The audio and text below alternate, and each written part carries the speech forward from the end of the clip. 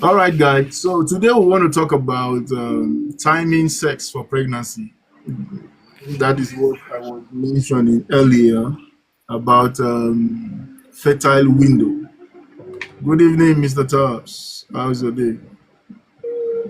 I was talking about fertile window earlier. Teeth Gleeds. Good evening. Is it now that my network reach you? I've been greeting all these people and now they're the answer. This my network is slow. Right. Okay. Good evening. Narcology day two, actually. And I've said yesterday, at least we have put to rest the fallacy that there are certain, all these sex styles does something special. No, it doesn't. Mrs. Kamara is here. Good evening, Mrs. Kamara. How's your day? Good to see you. So all those sex styles does not do nothing. It's just for your good pleasure, right? And of course, I've also advised that with all those sex styles, you don't need a subscription in the gym. Those of you that like going to gym, subscribe that gym in your bedroom. That is where you need. That is where you need the gymming. That is where you need the gymming. You don't need gym anywhere else. Subscribe it in your bedroom. After you finish, you will see all the weight you are trying to cut down will go down. The fitness you are looking for, you will get it. Right. So just be smart. Don't be there wasting your time and energy in the name of life not supposed to hurt. That's what I'm trying to say. All right. So having said all that, Mrs. Kamara, good to see you. So, timing sex for pregnancy, right? Lily Blush, thank you very much. Now, I know of, let me use an hypothetical name, right? I know of a couple, right? Let me not even mention it. That they've been trying to conceive for almost a year, right? And each month they follow the same pattern. They would wait for that fertility app that they have until the fertility app said, "Oh, it is the day of ovulation." Then they will jump and go and knock waiting no good. Month after month, they will be waiting. Month after month, I can tell you they were disappointed. Right? Because if you have been here, you already know. If you have become here, there's so many things you already know. Those apps, they are based on assumptions, right? So they may not necessarily, they can give you an idea, but they may not necessarily help you the way you want. So this couple, month after month, their disappointment will arrive, right? Then one day, they learn something that is very surprising, which a lot of people are still suffering today. That by the time the app would be predicting ovulation, they were often already late. They're already late. Why? Because the app is garbage in, garbage out, right? And biology does not work on that kind of timing. So they've been focusing on the availability of egg. Is that Wendy? Wendy is here. So they were focusing on when the egg will be available and not when or whether sperm is available. What does fertility need? Healthy egg, healthy sperm, proper good environment, uterine environment. That's what it needs. But now they are only focusing on when the egg will be available. instead of focusing on the sperm availability. You see, what I just said now is one singular misunderstanding that if you understand, if you can clear that, if you can get that clarity, it will change your chances of conception every month. Because one of the biggest fertility secrets that most people don't know and they will not even tell you is pregnancy is often about timing. The timing before ovulation, not the timing after ovulation. So you don't wait to see that ovulation notification, bam, then you go and knock. No, you don't do that. You have to focus on the time before the ovulation. So, but tonight, as usual, we will tell the whole story in details. So, who is ready for the gist tonight? Talk to me in the comment section. Just type ready so that we would continue the gist.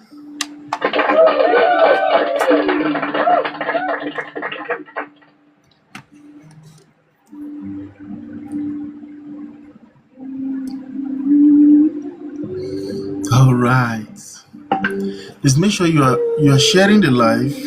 Invite people. I tell you, you hear people say, oh, they've spent hundreds of thousands. They've done everything they know. And now they are tired. Because you have been doing everything in ignorance. Right? And the life is so designed in a way that there are some things that they will not put in public space so that you can spend money. But in the last days, knowledge will fill everywhere, and this is the last days. This is the knowledge. So take advantage of it and don't be suffering in silence. So let's start with fertility window. Fertility window. Especially for those people, knackless people. They use one eye, they look now. Right? So at least this strategy will help you, right? Because of your knacklessness is causing confusion. Fertility window, you need to know it very well so that if you want to adjust your strategy, this is the strategy that will work for you. The understanding of fertility window, right? Because how do they call it? They call it nature's small opportunity. The opportunity is not wide when it comes to fertility. It's not it's not wide. Anyway, now a woman may have a menstrual cycle that will last for some people 21 days, some people 28 days, some people 32 days, or even longer, 35 days, right? But regardless of the cycle length, Xenia, when I was asking you about cycle length, this is what I was talking about. So regardless of the cycle length, your fertility window is short, surprisingly. You don't have a wider, you don't say because my cycle is long, therefore my fertile opportunity is wide. No, it remains short. It remains short. Each cycle contains only few days when it is possible for pregnancy to occur. Just few days. Every cycle, whether you have a long cycle or a short cycle, doesn't matter. It's just few days that it is realistically possible for pregnancy to occur, right? And the fertile window, I've said that before, but for the sake of today's gist, the fertile window consists of the 5 days before ovulation and the ovulation day, right? That makes it 6 days, right? 5 days before ovulation and the ovulation day. The question is why? How come these days we're talking about? How come? Now, we know that sperm can survive in the woman's uterine tract for 3 to 5 days. That we know already, right? And when ovulation occurs, the egg have a lifespan of 12 to 24 hours. So that 24 hours plus the 5 days makes your fertile window. Who is understanding this gist? Is it too difficult to understand? Talk to me in the comment section. Just type understand so that I'll know you know you are with me.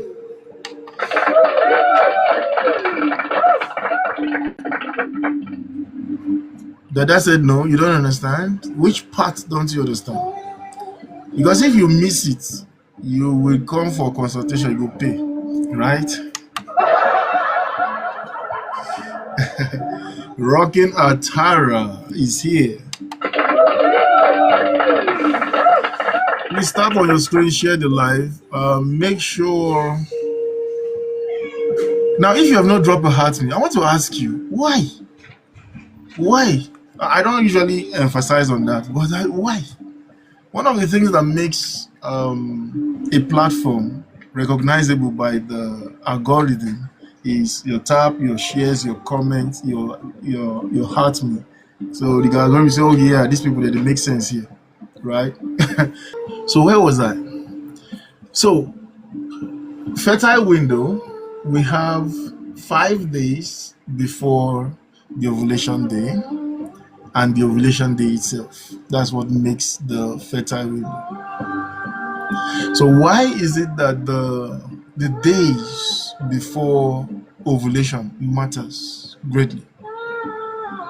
Right? It matters because it's not so much as whether the egg will come.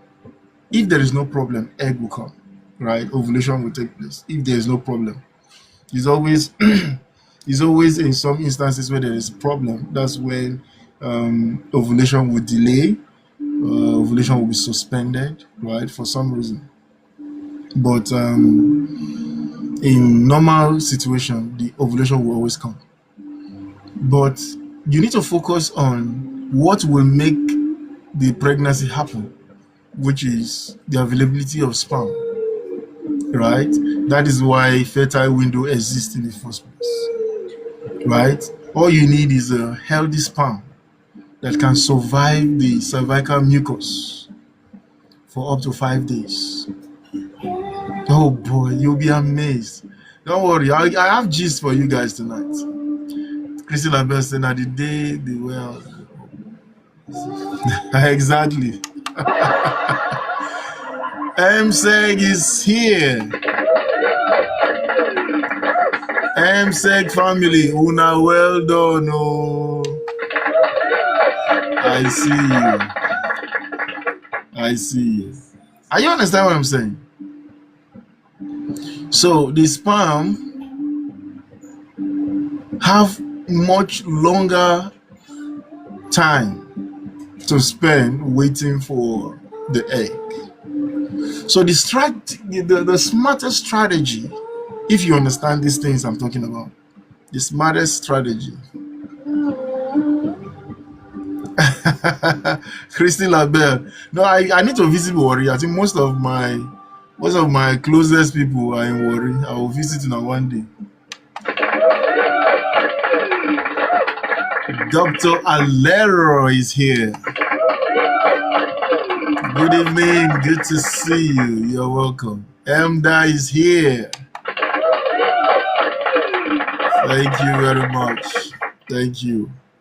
Right. So, with what we already know, the smartest strategy would be you need to have sperm already present when ovulation occurs, right? So you don't wait for the day ovulation will occur.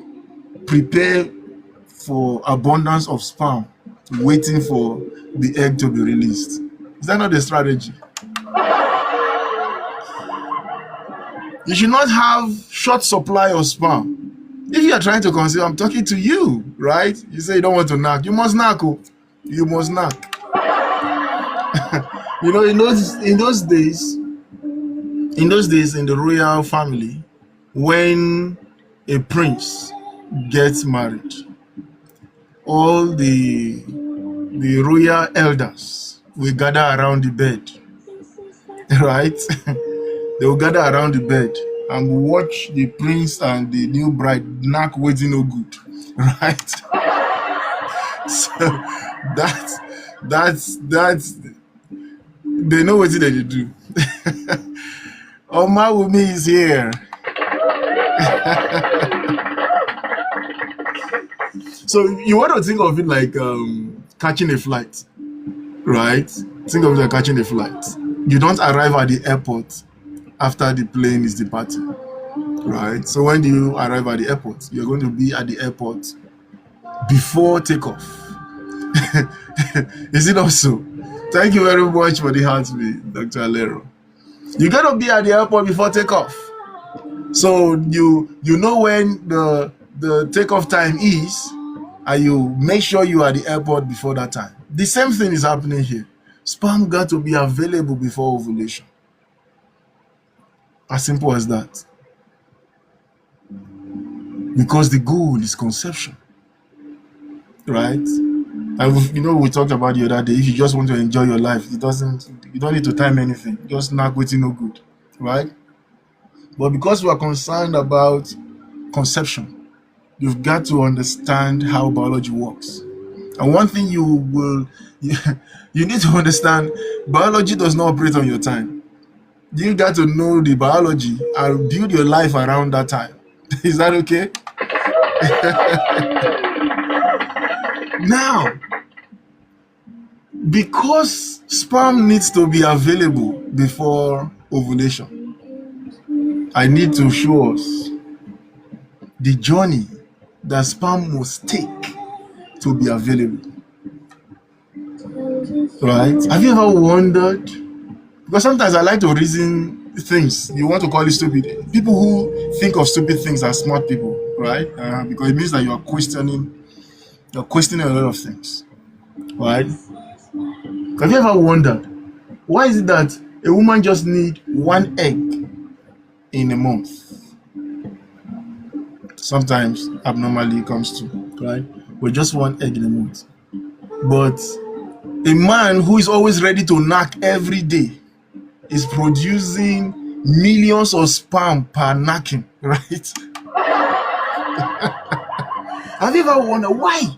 Why is it that biology designed it this way? And I told you the other day that every second that passes, 1,500 sperm cells are produced. Every second. So why do we need so much sperm? The reason is because of this journey I'm about to talk about. Who is ready for the gist? I know say I'm about people plenty here, so we are ready. Who is ready for the gist? Let me be sure. Let me not assume. Who is ready for the gist? We are looking at the journey sperm must take in the goal of conception. I'm about people, they don't show.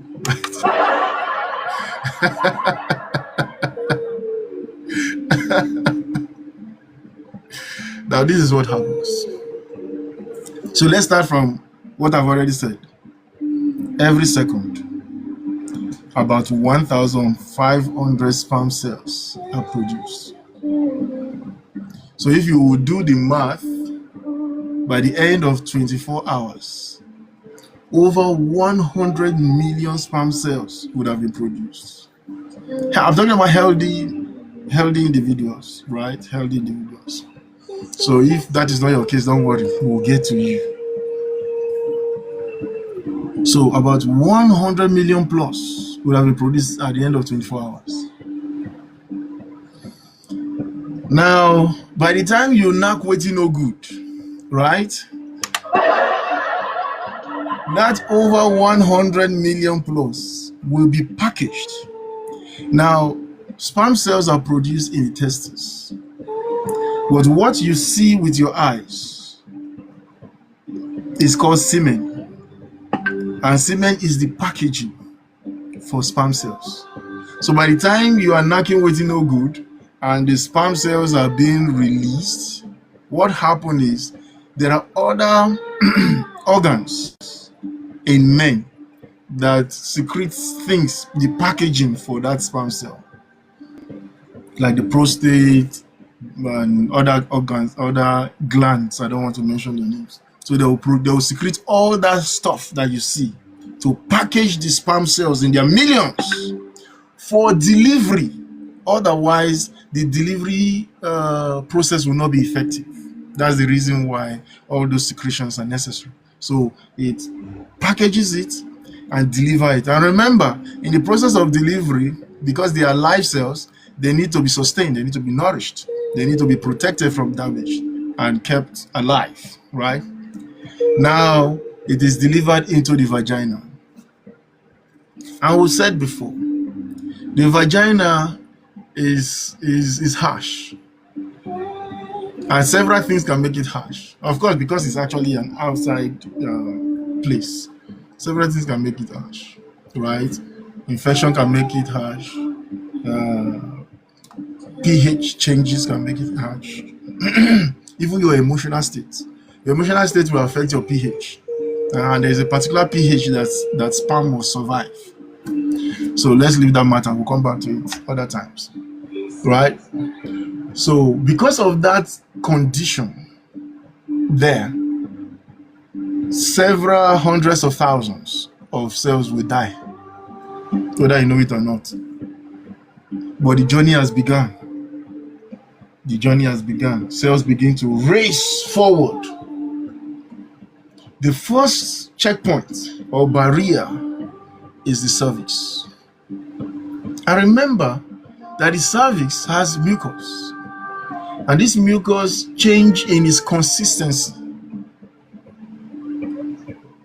across the months, right?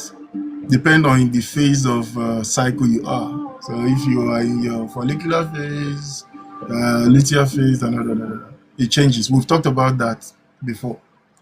So if you are doing this knocking waiting no good around the time of ovulation, definitely the cervical mucus will be clear, slimy, just the egg white consistency, right? Which supports or allow sperm to pass through. Even at that, several hundreds of thousands, even millions will be trapped. Only the strongest will be able to swim through that mucus. So in the cervix alone, millions will be trapped and they will die there.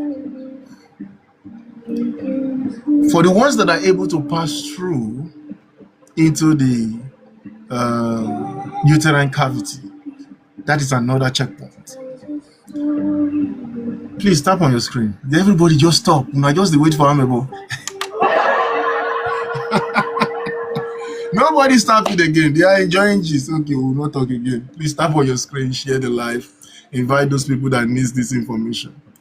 It's very important because sometimes most people suffer for a very long time because they don't have knowledge. And that's why I try to make it this interesting so that the weight will be taken off your heart. So people are depressed because of fertility, right? You say you are enjoying it. Please, as you are enjoying, be tapping on the screen. Right? Because infertility is a serious matter. I tell you the truth. It's a serious matter. So when we try to not downplay, when we try to make this thing funny, it's because of the way I already know the emotional implications of when people are trying to. So we just want to ease their burden by bringing it in a lighter note. But I hope you are learning. Because if you don't learn, you will pay. Right? All right, where was I? So by the time the sperm cells, remember, millions have perished in the cervix already. Millions have perished there. So the ones that are able to cross through the cervical mucus will face another checkpoint, and that is the immune system. The immune system. Now, the female immune system there is to protect against foreign invaders that can cause inflammation and infection. So what does it do? It attacks anything that is not from the woman's body, including sperm. So sperm had to go through that danger of destruction. A lot of sperm, millions of them, will be destroyed in the uterine cavity. But again, some number will survive that onslaught, and now they will get to the fallopian tube. But before they choose which part of, remember there are two fallopian tubes, right? Because they now have to choose where is the egg.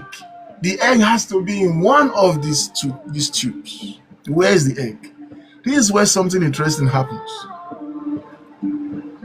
The egg on its part is also choosy, just like women, right? You hear women say, "Oh, I want a tall, dark, handsome, rich guy," that kind of thing.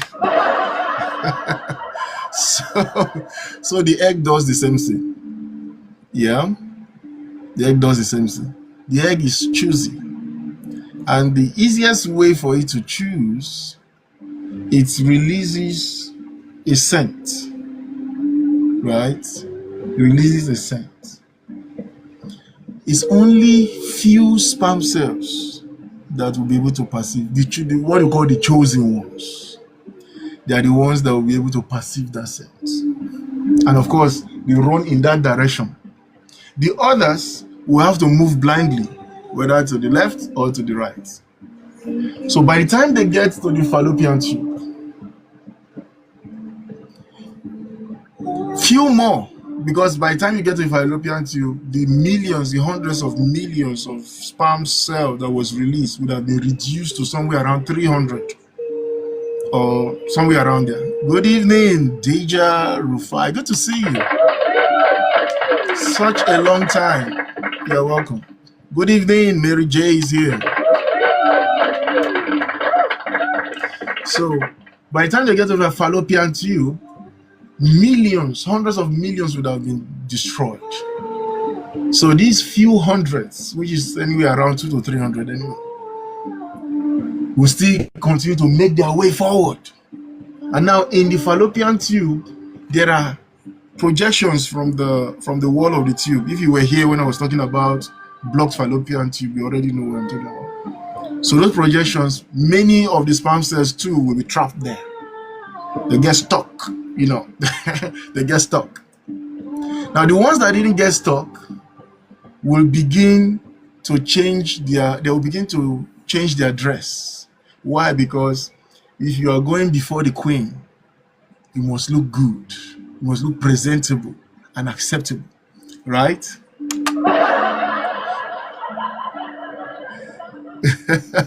The egg does not have bad heart.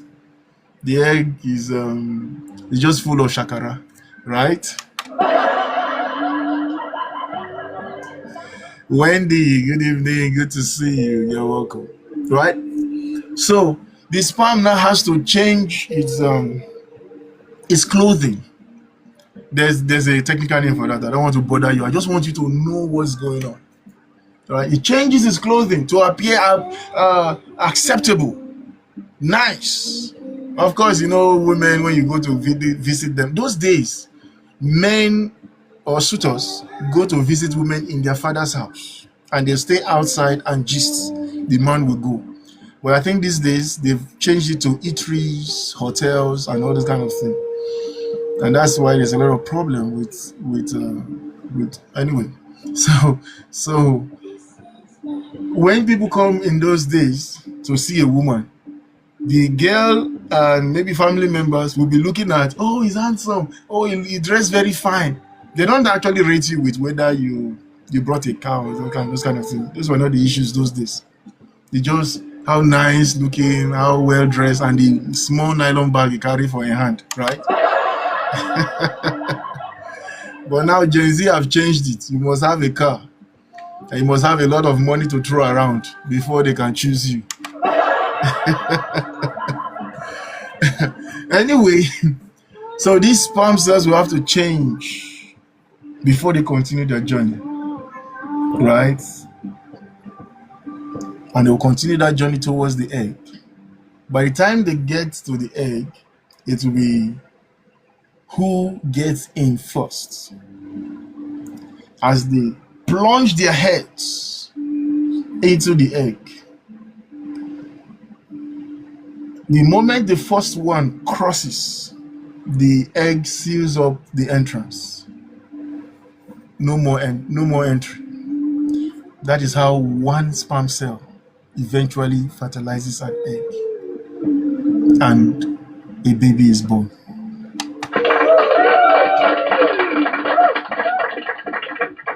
Now, the reason for this gist is you need to understand that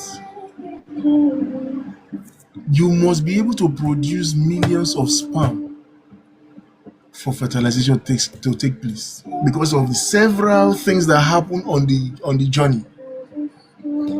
At the vagina, sperm in their millions will die there. At the cervix, sperm in their millions will die there. In the uterine cavity, sperm in their millions will die. Now imagine you that you cannot even produce enough sperm. Which one will reach? That's the reason biology made it that way. That man must continue to produce sperm back to back, so that by the time we release that thing, we will release more than enough that will overwhelm the system, and one will eventually fertilize the egg. But now the question now is, why are there so much checkpoints? What about twins baby? It's the same thing. It's the same thing where you have either two sperm fertilizing an egg, or two different eggs, whether from the same side, or one on this ovary and the one from the other ovary. It's the same thing. So why is there so much checking points for sperm, and why is sperm being reduced up until one is able to fertilize? The reason is this: nature has a quality control, quality assurance system, right? Nature wants to select only the strongest, only the toughest and the best quality sperm to fertilize the egg. Why? Because it wants to produce only best quality human beings. So if you ever made it out of your mother's womb, you were the best. That's what it's saying. So there is actually nobody that is not important. If you were not important, you would have been miscarried. But you are important the way you are. Is that okay? So we understand every gist, everything I just said about the gist. Do you understand? Talk to me in the comment section. Just tell me understand, so that we can move on. Don't be carried away with the gist. I want you to learn something. Right? I will take your questions when I'm done. But for now, just learn something. Is that okay? Please, let's tap on our screen. 22 people and more. Let's tap on our screen. Take the likes up. We should be doing like 50K already. Right? But if you are here, you are refusing to tap on your screen, and you are just enjoying my gist, I will collect my knowledge from your brain. You will not remember after the live stream. Somebody said, can one with one fallopian tube have two? Voila. Okay. There is no question that is a stupid question. So I like laughing so that the heaviness in people's hearts will be reduced. Is that okay? So this is the thing. First of all, if you have one fallopian tube, your chances of conception at all is even reduced. Do you understand? Uh-huh. However, twins twins pregnancy is a function of a few things. Even without, if fertilization can take place with your one fallopian tube, it's still a function of a few things. One, do you have history of twins in your family? Um, uh, Age and a certain nutrition, which I usually don't like to overemphasize because of some things, right? So these are the conditions you need to look at. So I hope you know that older people are more likely to produce twins, right? All right, leave that one. I will get to that gist in months to come, but just learn this one first. This one is for you to knock waiting no good. That's what I'm talking about. All right. So I haven't understood all these things. Then what is the best timing strategy for most couple? You're trying to conceive. What is your best timing strategy? If you heard me when I talked about fertile window, if you heard me, I wish you did. Your fertile window, I'm talking to those who are actively trying to conceive. In that your fertile window, knock waiting no good 1 or 2 days, right? During that fertile window, it will increase your chances, right? 1 or 2 days, 1 to 2 days, not 1 to 2 days within your fertile window. You have a 6 days window, right? So knock waiting no good, right? Because this when you do it that way, you reduce the risk of missing the ovulation, right? But for those who have a problem with even knowing their fertile window at all, just stick with the 3 days in a week strategy. That also will cover the fertile window. Is that okay?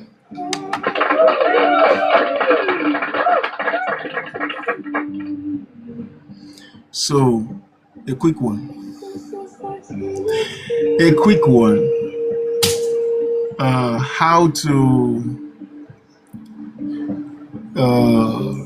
identify your fertile window. And before I continue in that gist, let us tap on our screen. Let's not share the live. If you don't tap on your screen, it means that you are gatekeeping. It means that you don't want other people to learn. And look at people that are suffering from conception, right? That you knock does not mean that you conceive. You just need the right information and the right strategy, right? I will bring up, if you have a question, I'll bring you up. Let's finish the gist, right? So let's talk about how to identify your fertile window. I'm sure you are interested in this one, right?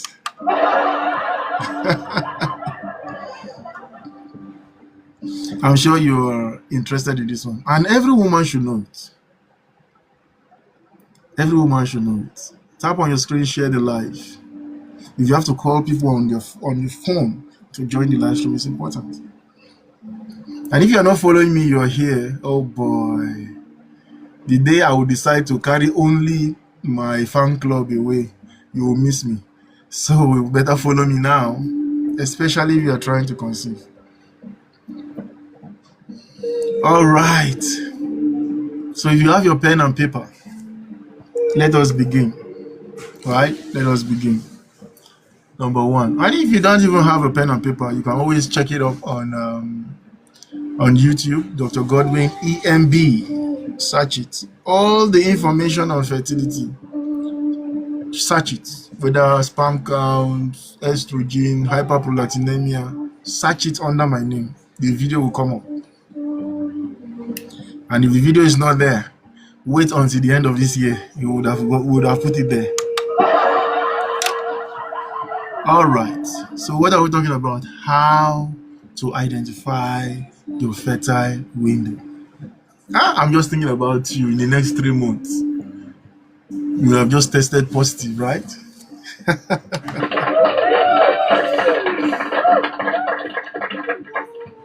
The first thing to look for, to start with, rather, is the menstrual cycle tracking, right? Now,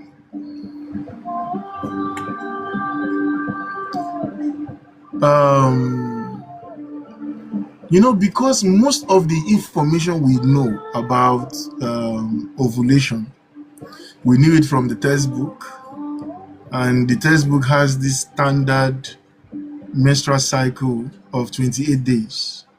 So every understanding follows that 28 days, unfortunately. But I need you to understand that ovulation typically occurs 14 days before the next period. Let it soak. Did you catch that? Very vital information. I'll say it again just in case you missed it. All right. What did I say? I said ovulation typically occurs 14 days before the next cycle. Did you catch it now? Good.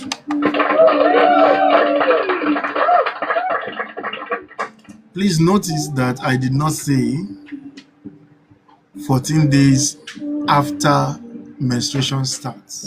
That's not what I said. I said 14 days before the next cycle.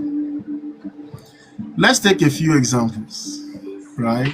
So I'm going to be asking you to give me the answers. So I will not rush this one because I want everybody to be on the same page.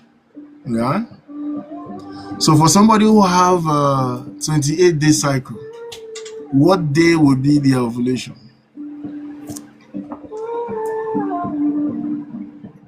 What day will be the ovulation? Talk to me in the comment section. Day what will be the ovulation? On the 28-day cycle? Day what? Or should I go back and maybe some people did not understand what I said. Ovulation occurs 14 days before the next, not 14 days after the start of your...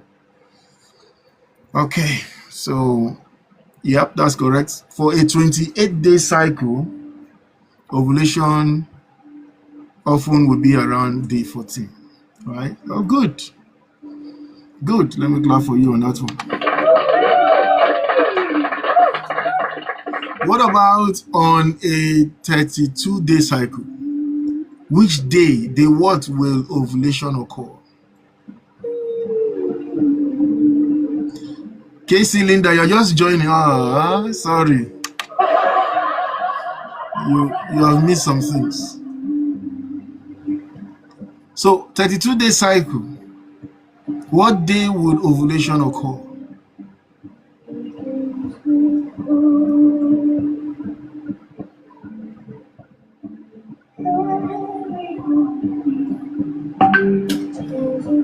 Okay. I want to be sure we're all on the same page. Okay. 19 people in the house. Talk to me in the comment section. Unless you're not learning anything. And if you're not learning, I don't know why you're here. Why?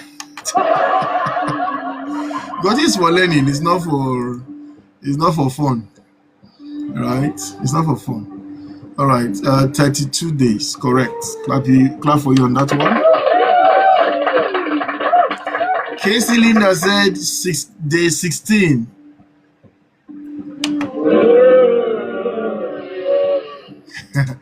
You came late. You did not hear. You did not hear. And I'll say it again.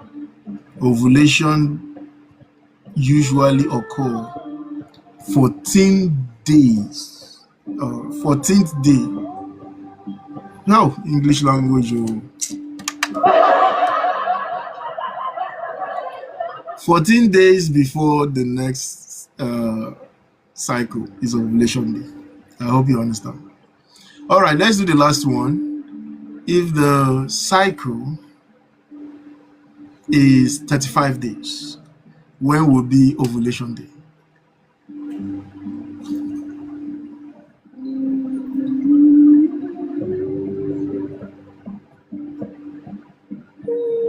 Exactly, Kamara. So if it's a 35-day cycle, when will be the ovulation? Yeah.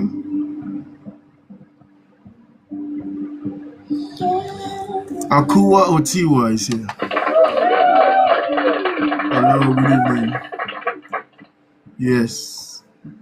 All right, that will be day 21. I hope that is clear. So that is the first way to begin to identify your fertile window. Remember what fertile window is. 5 days before ovulation day plus the ovulation day. Understood? That's the reason why we are calculating this ovulation day. So the first way to identify it is through your menstrual cycle tracking, which we have done a good job. The second way is cervical mucus changes, right? Cervical mucus changes. And for me, I think that is one of the most reliable fertility signal that the body has. That's for me. Any other person can have another one, but for me, right? Because as ovulation approaches, right, that mucus begin to adjust in its consistency. You know, the other time we were talking about this cervical mucus as an episode. We talked about we talk about the different consistency in different phases of the cycle, right? So I will not go back to that gist. But as you have ovulation coming close, the mucus become clear. What used to be creamy, right, becomes clear, slippery and stretchy, right? What many people will compare to raw egg white, right? That is the usual stuff, right? So this consistency or this nature of cervical mucus is necessary because it's going to help to protect sperm, it's going to help to nourish the sperm, it's going to help to improve sperm movement. In the other time of the cycle where the consistency is not like this, it's like a total roadblock. You are going nowhere. And nature does it so that you know they carry belly every week. Right? So when the mucus has got into this raw egg white consistency, fertility is usually at its optimum. You understand what I'm saying? And I said this cervical mucus change is for me the most reliable fertility signal. Most reliable. All right, that is the second thing. So the third one is OPKs, right? Ovulation predictor kits, right? Now, good enough. It means, when people do these things, it means that they are thinking. It means that they are thinking. Now, these tests, these ovulation predictor kits, you know what they detect? They detect in the kit one hormone, whether that hormone is present, and that hormone is the luteinizing hormone. So it's looking for the LH surge. That's what the test is looking for, right? And LH, the surge of LH usually will happen anywhere from 24 to 36 hours before ovulation. So when you test it, this don't go up, not waiting no good, right? Now what you know good, because a positive test like this only just shows you that your fertility window is open now, so it's time to take advantage, right? It's time to take advantage. The fertility window is open, right? Not that it's about to begin. So that is the second one, OP case. Even though I'm less keen on this OP case. OP case is good, but for me, I'm less keen on it. Now, this one, which is the third, is it the fourth one now? The fourth one of how to identify your fertile window. If there is no ovulation, there is no fertile window. It is the fertile window that bring about, it's the ovulation that bring about fertile window. Is that okay? Right. So this one is the BBT, that is basal body temperature. Basal body temperature. Now, this is what happens after ovulation. After ovulation, the body temperature rises slightly, right? It rises slightly. It's just that actually help you to understand that ovulation has already happened when that temperature goes up, and it's only useful for tracking patterns, right? It's not going to help you to predict your ovulation in the current cycle. So you don't want to rely on that, but just know it. Is that okay? Just know it. So these four, if you understand them very well, which you should understand them, it's going to help you in your journey. It's going to help you in your journey. Please, let's tap on our screen. Right? It's like we're having tired. I think it's time for me to go. We are tired. Tap on your screen, share the live. Right?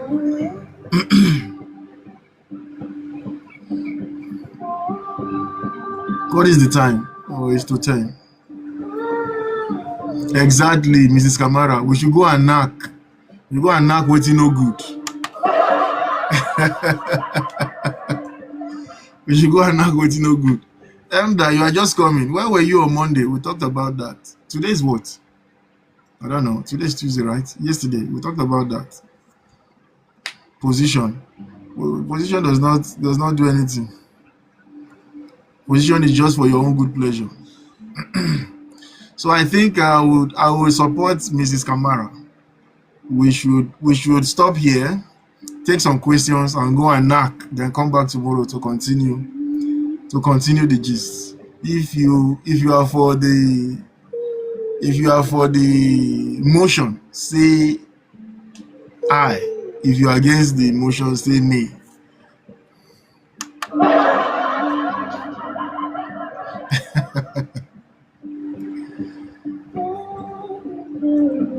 Okay. Since we don't have any answer, so the eyes have it, right? The eyes have it. So tomorrow, 8 p.m. Nigerian time, when we come, we'll talk about. We'll begin or continue from the biggest mistake that couples make. So I'm going to give you some mistakes that couples make in this whole journey. I'm sure you'll be willing to. So let's leave it for tomorrow, 8 p.m. Nigerian time. So if there's one or two questions, we should be able to. This Kamara, your blood is hot. You won't go knock. All right, let's take one or two questions. Then we allow us to go.